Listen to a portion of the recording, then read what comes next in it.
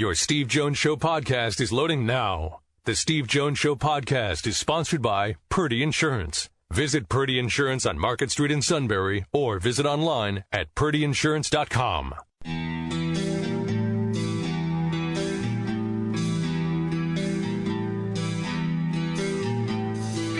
Sports talk where your voice counts. This is the Steve Jones Show on News Radio 1070 WKOK. Now from the Sunbury Motors Studio, here's Steve Jones.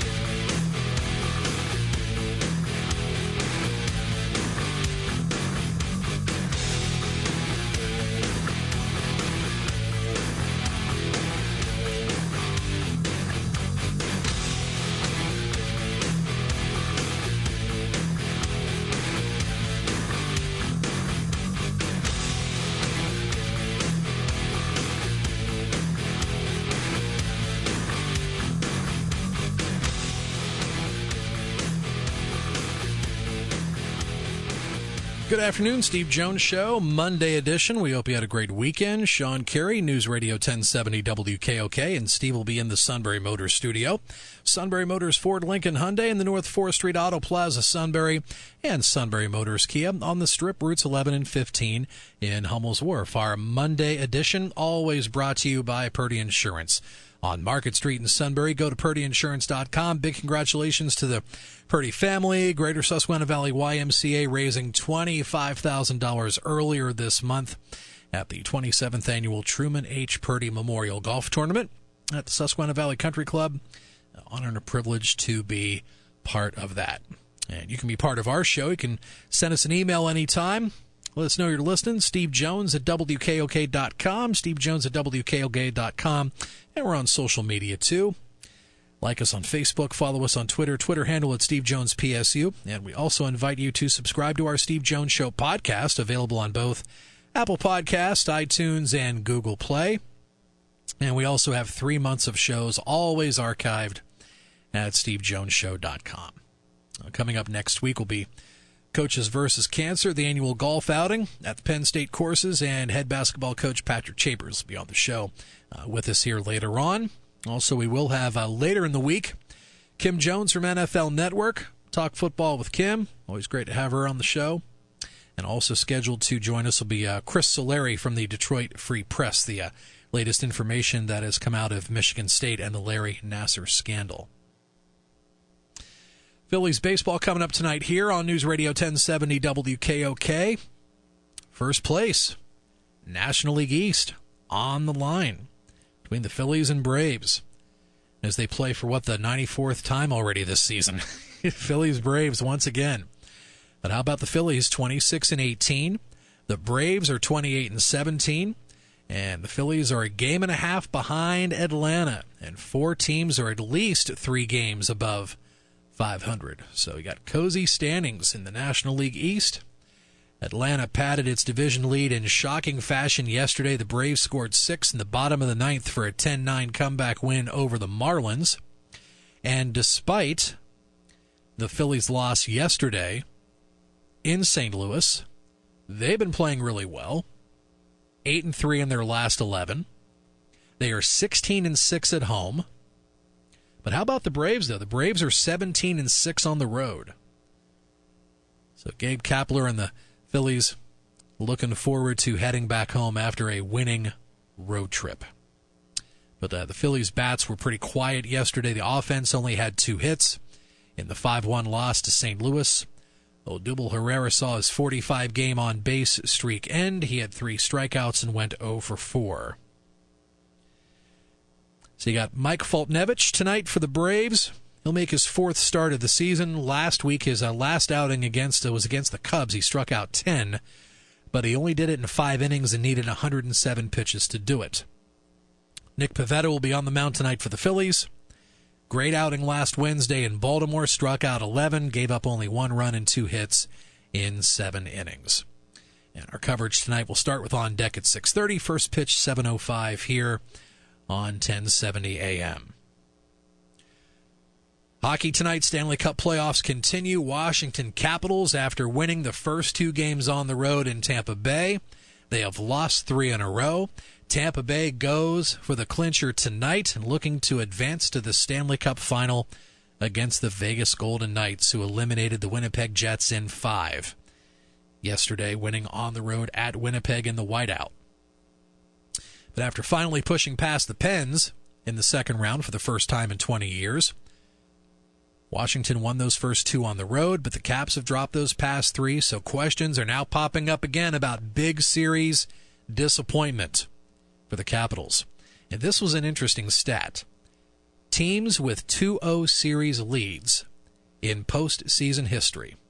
All right, teams that have 2-0 series leads in postseason history. The storied Montreal Canadiens, one of the original 6 in the NHL, have an overall record of 51-5 when holding a 2-0 series lead in the postseason.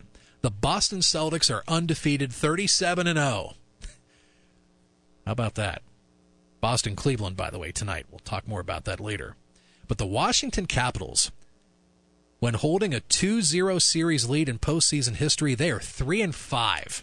Tonight they could drop to 3-6. So history not on Washington's side. We'll see if Tampa Bay can clinch it tonight, but Braden Holtby, you would think, will have to really stand on his head and have more epic games here in the not-too-distant future for the Caps. So you've got Caps Lightning tonight, Phillies Braves here on 1070 WKOK tonight, and Cleveland Boston will continue their series as well in the NBA.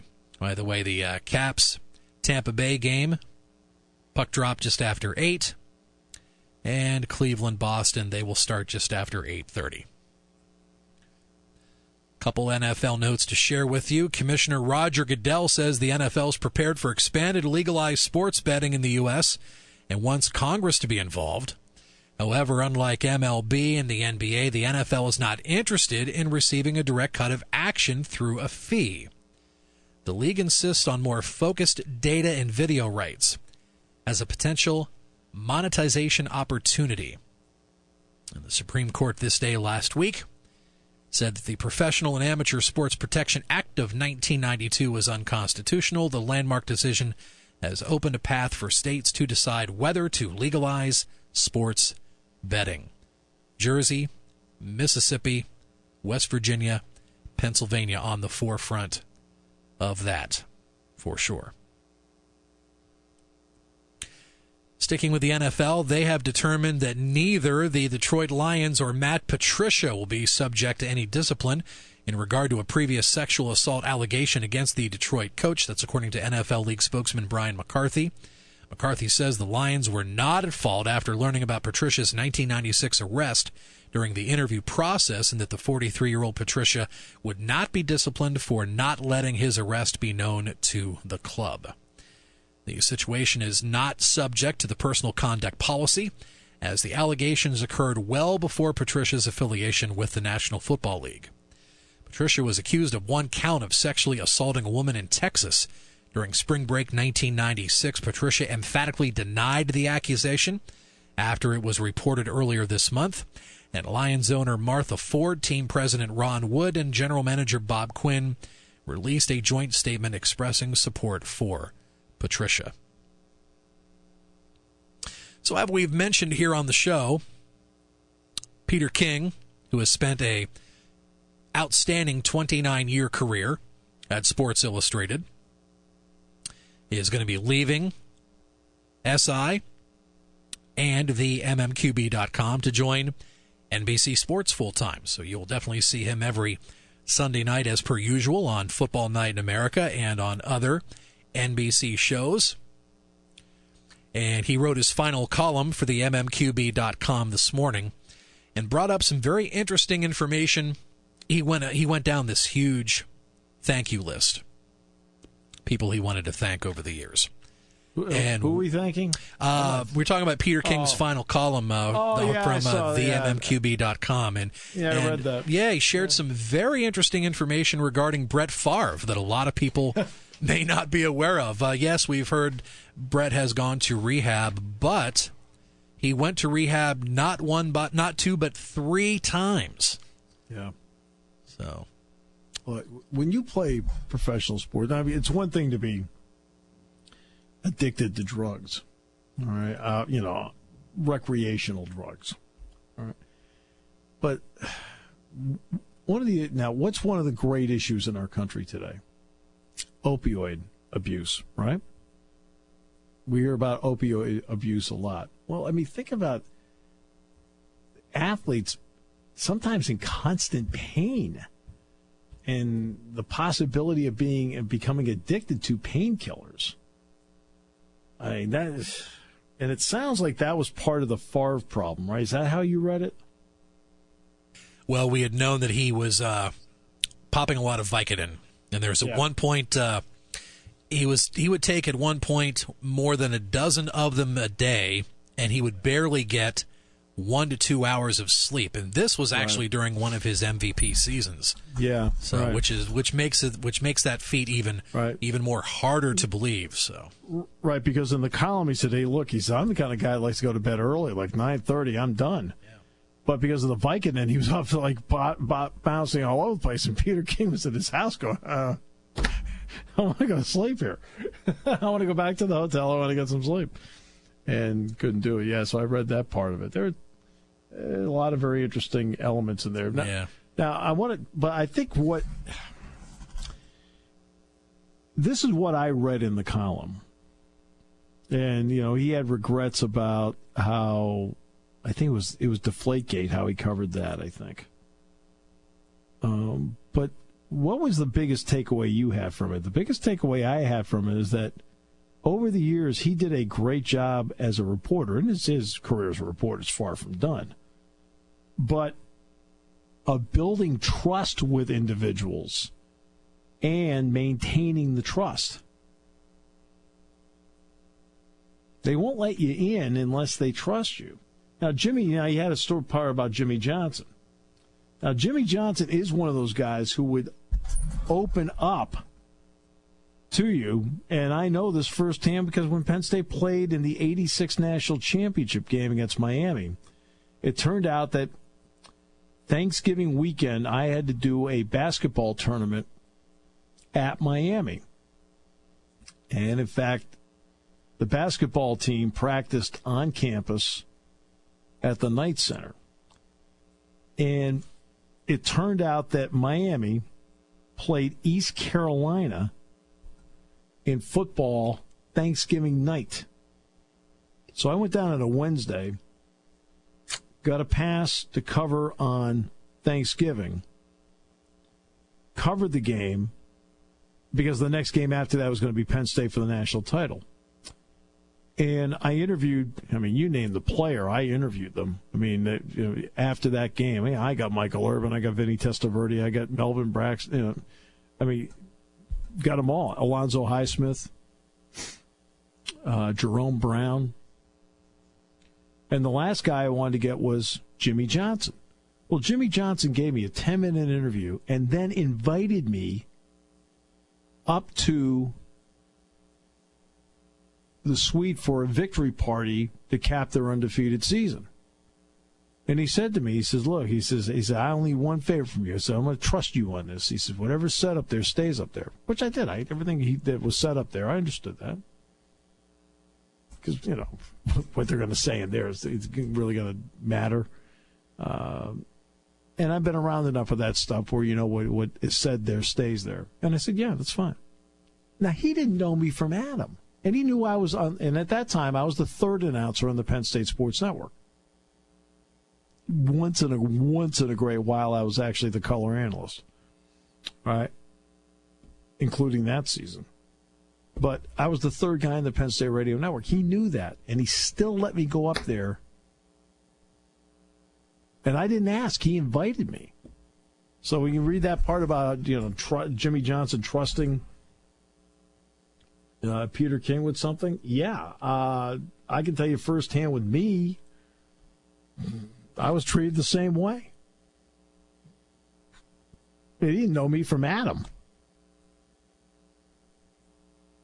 So In fact, I don't even think I've ever told you that story before. No, hearing that for the first time. Yeah, my Peter King takeaway from his column this morning was, about the Deflategate and just, his time or two where, he didn't meet up to his own expectations. That humbles you. I mean, that puts, it kind of sets you back. I wouldn't say set you back, but you're able to stop, take a breath, hit the reset button, move forward, and continue to strive for, to be better. When you don't meet your own personal standard, that really, and you know what's interesting about that is it goes back to what the late Gil Santos told me, and he told me this. Boy, this is like 30 some odd years ago. He said, you'll get to a certain point in your career, you'll be the first one to know when you've done it right, and you'll be the first one to know when you've done it wrong. He said, you won't need anybody to tell you. And it sounds like one of those, people may say it's something to Peter, but it sounds like he was like the first one to know, not my best moment. All right, we'll take a break.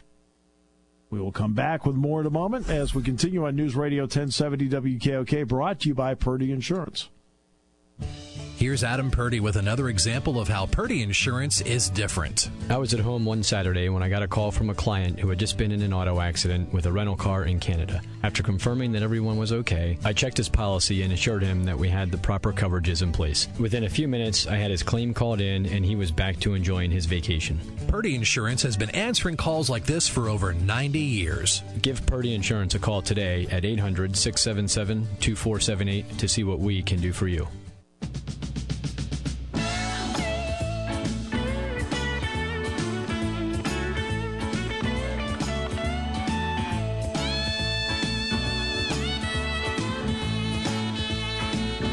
Great to have you with us on the show today. Patrick Chambers in a little bit. Later in the week, we're going to have Chris Solari on the show on Wednesday, and he'll be talking about the $500 million that Michigan State has allocated. $425 million for the first 332 settlements, another $75 million for any potential settlements that may come their way. Another $75 million for that. So we're going to talk to Chris about that on Wednesday's show. Mark Wogenrich on Wednesday's show as well. Mark talking about Matt Millen. That's been hard. That's been hard.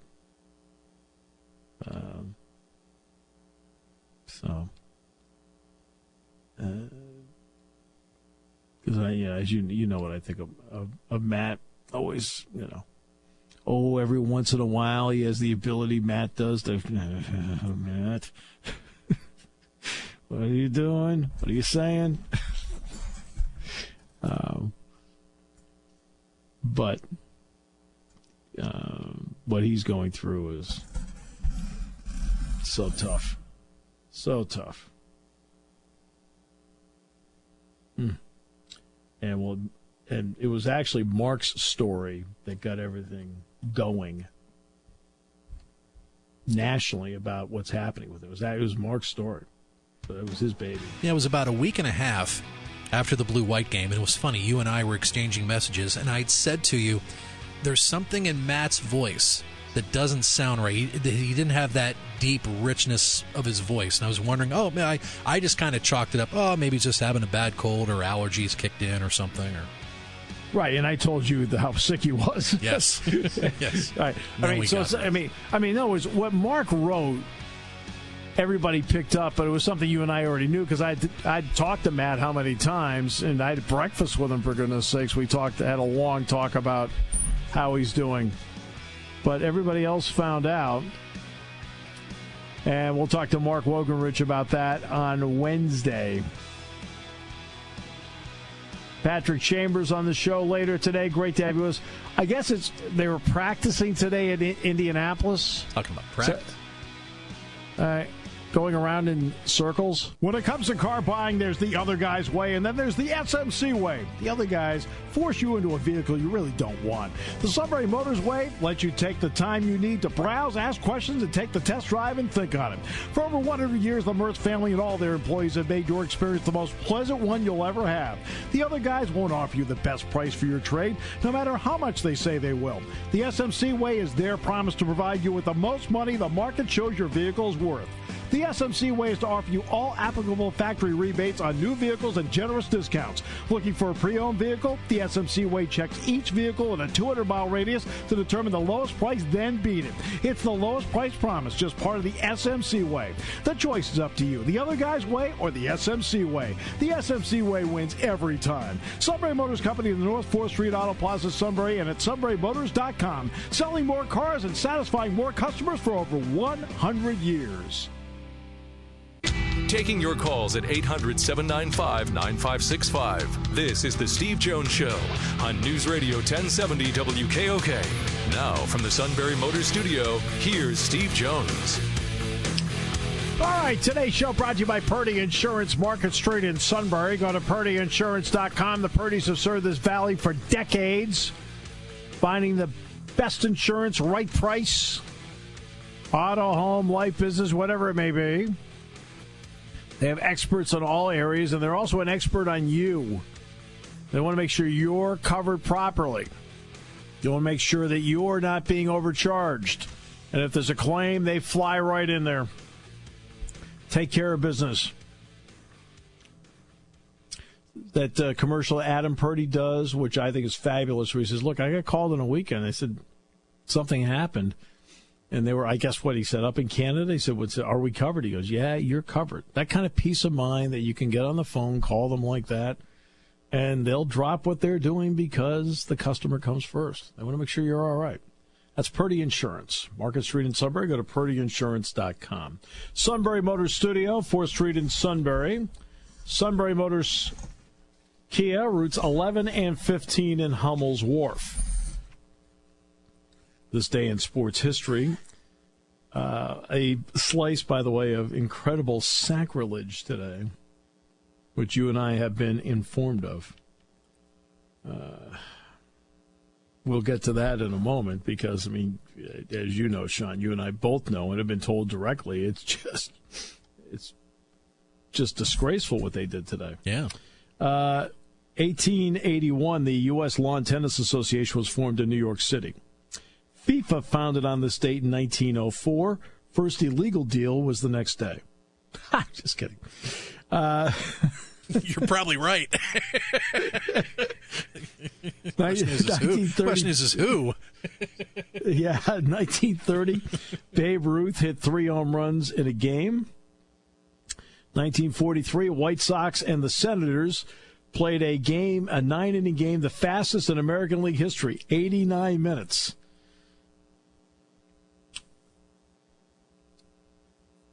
Seamus Carey looked over at his father and said, Daddy, is that it? Said, yeah, it's it. We're done. Let's go home. Let's see. 1947, Joe DiMaggio and 5 of his Yankee teammates were fined $100 apiece because they had not fulfilled contract requirements to do promotional duties for the team. 1952, the Brooklyn Dodgers scored 15 runs in the first inning against the Reds. I can guarantee you that took 89 minutes. The final score was 19-1. 1996, Ken Griffey Jr., 8th youngest player to hit 200 career home runs. 1997, Roger Clemens of the Red Sox winning his 200th game. And in 2003, in 1997, that had to be with Toronto. 2003, the NFL decided not to expand the playoffs in 2004. It's this day in sports history. Now for the slice of sacrilege. Did you hear about this today? They actually practiced at the Indianapolis 500. I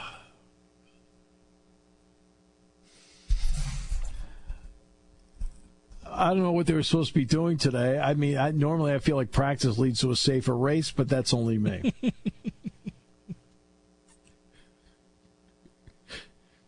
What's the reasoning for this now? I got this rambling text which I then forwarded to a friend of mine who happens to be a therapist, and they didn't even want to touch it. So I thought you were going to say you forwarded it to a friend who was a big fan of IndyCar. It's like, who's that? Wait, huh? I know it wasn't Buhner. No. No.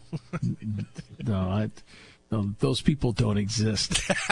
That's what I was trying to say. No, they can't be sending that to anybody. So yeah, you would. I got. So I got a text on I don't know, was it Saturday? Hinch didn't make the field. I'm like, oh, okay, that's the guy from the Honda commercial. Yeah, hey, more time to do more spots. It's okay. Yeah. Yeah, he's got plenty of time now to go out and sure. And do more commercials. I wouldn't be surprised if ABC, ESPN probably already put a call to him. When the news came down on Saturday, hey, now that you're free next weekend, you want to come up at the booth and join us? Why not? I'm trying to think here for a moment. 4-man booth. You're not as marketable now. Your car's junk. All right. It's not good. Not good. I know. I got to thinking of like with Wimbledon, the middle part of Wimbledon Sunday is a no play day, and I'm thinking, okay, today's like a no practice day. I don't know how that works. I don't know how today works. I don't know. Maybe they should go and practice changing tires.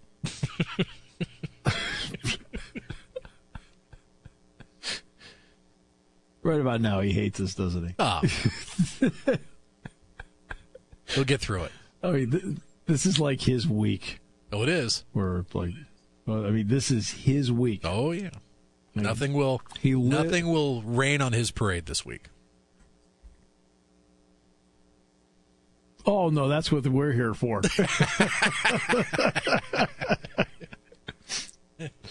Oh, my goodness. Goodness gracious. Ed Carpenter, by the way, for the third time in his career, is the pole sitter at the Indy 500. Must be nice to have that home track advantage. Yeah, he's got to win it here one of these days. Obviously, he's got to, you have to set up your car to qualify, then you have to set up your car to race. Well, obviously, they know how to set it up to qualify. Now the question is, can you set it up to race and to race properly for 500 miles? Not easy. I don't know what I feel, because it's a big race day. There's Monaco, and I'm sure both the people in our audience who watch it will enjoy it. Yeah. Bright and early. Yeah. I'm sure they'll both enjoy it with their croissants. Sure. Yeah, absolutely. Yeah. I can tell you what. Okay, I'll be in the same state I was for the royal wedding, asleep. I actually watched all of that, by the way. You watched that? I did, but I pulled the move like you do for NFL games. Like, you wait till like 12:58, 12:59 to turn the TV on. I waited until about. I normally get up 6:45 anyway during the week, so that's why I got up on Saturday morning. But I waited till about maybe 5 of 7 to turn the TV on and turn it on, and okay, there's the bride going up the steps. No way. I mean, there's one network that started at 4 a.m. They had to show off, who all was walking into the church, from Oprah to, Beckham and Elton John and James Corden. And so. Wow. Yeah. But it was a beautiful ceremony. I loved it. That was terrific. I woke up at 8:30 and went golfing. Went out, played a little round of golf, got 18 holes in. Nice. Came back, found out that they were still married. It's all good. It's all good. I feel great.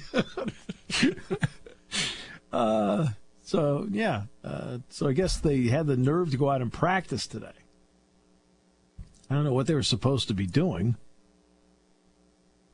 Stand around, talk strategy. Let's see. Robert Wickens crashed at practice today.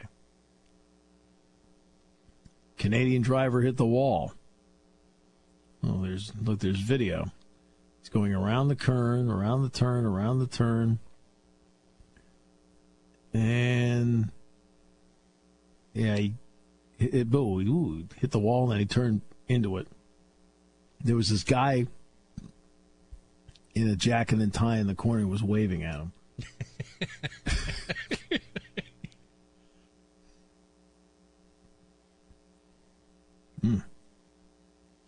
Yeah. So I was just trying to slow down and get control of it. Car just kind of went right and then head on to the wall. He must have kissed the wall. I wouldn't doubt broke something, and then that's what made him veer right. Now, he did check out at the hospital. By the way, believe me, they can put Hinchcliffe into his car. They're on the same team.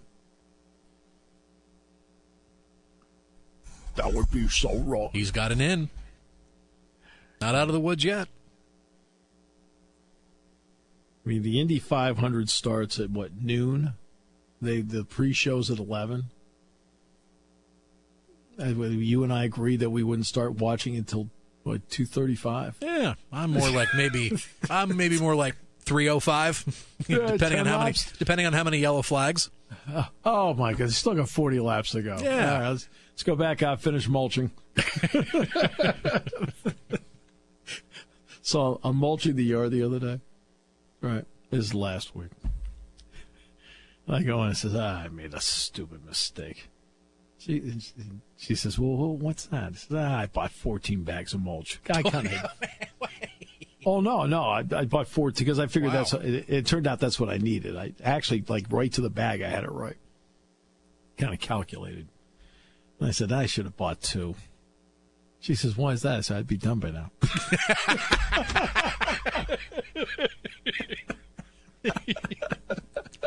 Then she went back into the kitchen. She looks at me and says, You. She says every 5 minutes, you say something. That's what I do. I should have just bought 2. I'd be done by now. Now, the job would be incomplete? Yes. Okay, but I would be finished. I'm sorry, I'm out. I bought 2.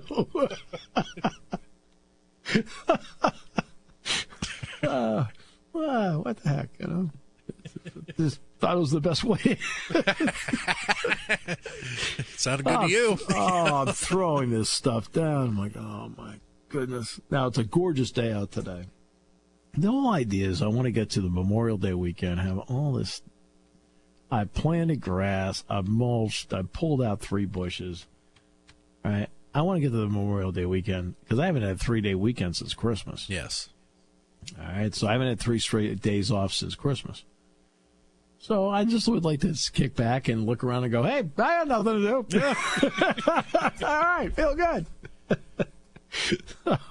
Don't blame me one bit. This point, Wednesday, Thursday, Friday, all 3 look really good.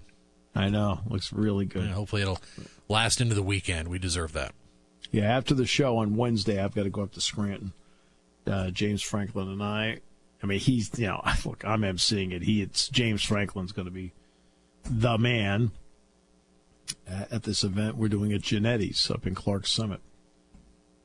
I think it starts at 7:30, I think. So, yeah. So I got that on Wednesday, and then after that, boom, home free. That's it. All done. Phillies have a big one tonight. This is a big series. You know what? This is fun. We got back involved with the Phillies at a time where they were down and out, right? And the idea is, look, I think carrying, when you're on a station like ours, carrying sports is so important. We've got all the Penn State contracts, which is really great. But having something in the summer really is a big plus in spring and summer. And by getting the Phillies, the thinking was, hey, look, at some point they're going to get good again. Well, guess what? That some point has arrived. They've been able to get good again. And they've got Atlanta tonight in the first of a 3-game set at 7:05 on at 6:30 this evening. The Phillies are a game and a half back. They're 26-18. They're a game and a half back. And this is what the 38th time they've played the Braves, right? Something like that. I thought it was higher than that, but yeah, you got Fultnevich and Nick Pivetta tonight. Yeah, I mean, got to give them credit. I think the numbers really jumps out the page. Braves on the road, 17-8. I know. I'll tell you, but there's something else that jumps up. Baseball attendance has been no better than okay so far. It depends on where you are. Now, I know the weather has played a huge role in this, obviously. It's played a huge role. But here are the baseball attendance numbers for the season. And I flipped the Pirates game on briefly yesterday. Boo, that was it's brutal. It is right now. The Pirates, the attendance numbers are brutal. Okay, they're averaging 15,810. 15,810. I mean, okay. The Pirates right now, let's see, I just want to make sure this is up to date here. I think it is. Yeah. How many home dates have the Pirates had according to the standings you've got there? Let's see here. 22? Does that sound right? That sounds about right. Yeah. Okay. So here's the average attendance. Miami's the lowest at 10,603 a game. Tampa Bay is next at 14,711. The Pirates are 28th, 15,810. They're drawing lower numbers than the White Sox are. They're drawing lower numbers than the Reds. And the Pirates are actually off to a good start. Now, weather has definitely played a role. The Dodgers lead the way at 46,634. Cardinals at 41,000. By the way, did you see Jordan Hicks yesterday? 2 105-mile-per-hour pitches. You know he pitched here in State College. That's insane. Not him being in State College, 105. Wow. Right. He pitched here in State College 2 years ago. This is not a guy who pitched here in 2012, 2013, or 14. He pitched here in 2016. He was on the championship team. He came up the second half of the year, made 6 starts. I really liked him. Right? But I also found something that was about him that was a bit mystifying. Because he came in here and he could throw between 94 and 98. And I'm talking, you look at it, his leg drive, I really like his delivery. Right? I thought, this guy's got a look to him. And you know me, I project guys to Double-A. I said, this guy's going to go to Springfield, which is the Double-A affiliate of the Cardinals. So this guy's got everything he can to get to Springfield, and we'll see from there. Well, now, turn out 2 years later, he's in the majors. But you know what's crazy? He threw 94 to 98, which on this level is remarkable, right? But he didn't have a lot of strikeouts. That's really weird. I mean, he's a guy that at minimum, on this level, you would have thought would have at least an average of 1 strikeout per inning pitched. All right? And it turned out that, you look at him and he threw the 205-mile-per-hour pitches. Okay. Now he's made 21 appearances this year. He's thrown 22 innings, but he's only given up 13 hits. See, that's great. But he only has 9 strikeouts in the 22 innings. He's walked 16. When he was here in State College, he threw 30 2/3. He gave up 25 hits. Loved it. He only had 22 strikeouts. And the big problem, and I remember talking about on the air several times, is that the 16 walks were a big problem. But despite all of this, this guy, he was never a guy could throw as hard as he can, and he can obviously throw very hard. He's not a huge strikeout pitcher.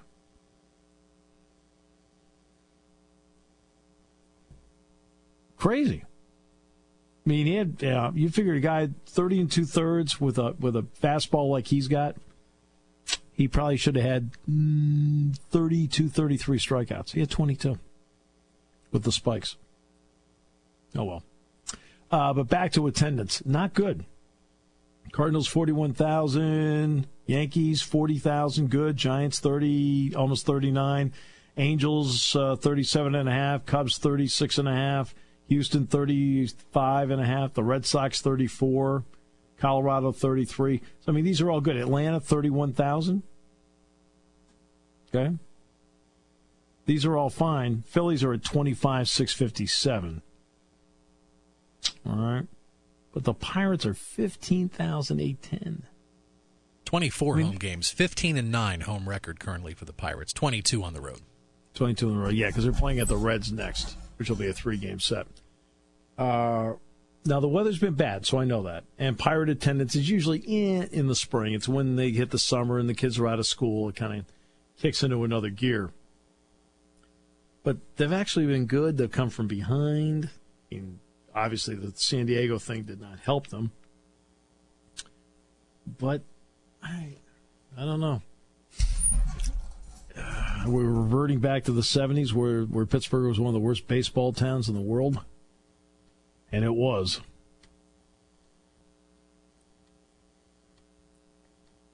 They had those great teams in the 70s, the Pirates. Great teams in the 70s. They could never draw over 1.5 million people. Never. Most of the time, the attendance in Pittsburgh was between 1.2 and 1.4 million for the season. Really? I mean, that's how you end up being the first franchise to not sell out playoff games. All right. I don't know. Awesome ballpark. Club's a little bit better than I thought they were going to be. We'll see how it continues to play out. But what was that Bob Uecker line? Let's see. Oh, what was that Uecker line about, you may or may not know, and based on the attendance, many of you don't. Okay. We'll come back with more in a moment, brought to you by Purdy Insurance on News Radio 1070 WKOK.